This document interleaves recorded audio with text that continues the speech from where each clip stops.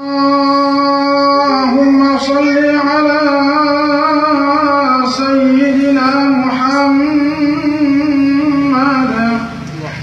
Bismillahirrahmanirrahim. Dengan mendahulukan nama Allah Subhanahu wa ta'ala. Dan Allah juala yang maha pemurah kepada hambanya di dalam dunia dan penyayang kepada hambanya yang percaya di negeri akhirat. Wa bihi nasta'inu billahi ala, dan dialah Tuhan yang memberikan pertolongan tentang orang yang menceritakan kisah ini. Ketika baginda Rasulullah sallallahu alaihi wasallam naik ke langit melaksanakan Mi'raj. Suatu ketika Rasulullah sedang duduk di dalam masjid, bersabda dia kepada Abbas radhiyallahu taala anhu dengan sekalian orang yang mengelilinginya. Katanya, wahai Abbas, barang siapa yang mengajikan kisah ini ketika saya melaksanakan Mi'raj, mendengarkannya ataupun ditulisnya, dimulai dari awalnya hingga akhirnya, maka akan diampuni Allah Subhanahu wa ta'ala segala dosanya.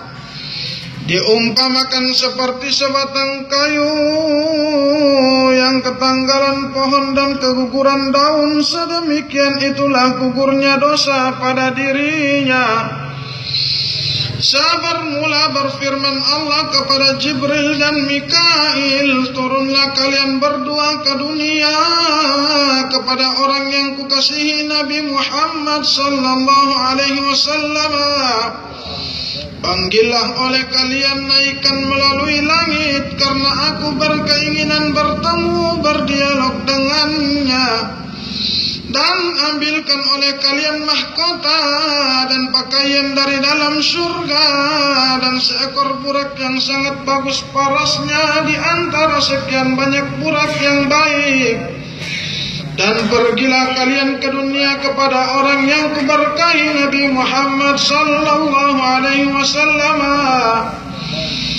Demikianlah Jibril dan Mikail pergilah ke dalam surga, dan setibanya di depan pintu surga, Jibril berseru, wahai malaikat Ridwan, bukakanlah kepada kami pintu surga ini.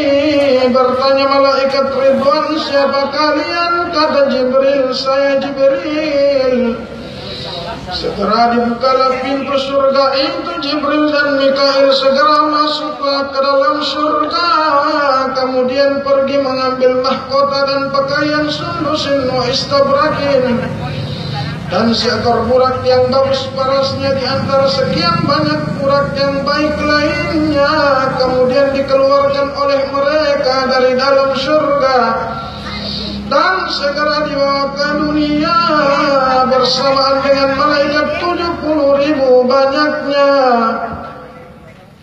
Saat Jibril dan Mikail tiba di hadapan Rasulullah, mereka segera memberi salam kepada Rasulullah, dan segera dibalas oleh Rasulullah salam mereka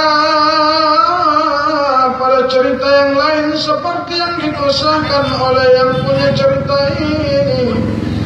Pada saat itu Rasulullah sallallahu alaihi wasallam sedang berdiam diri di rumah Ummi Hani anak Abi Thalib, dan dia sedang dalam keadaan tidur dan jaga.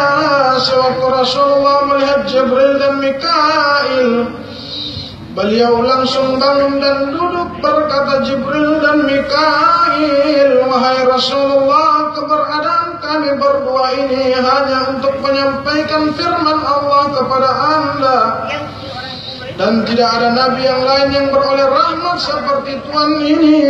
Sejak masa Nabi Adam hingga sekarang hanyalah Tuhan ini. Berkata Jibril dan Mikail, wahai Rasulullah, bersegeralah Tuhan mengambil air wudu dan salatlah Tuhan 2 rakaat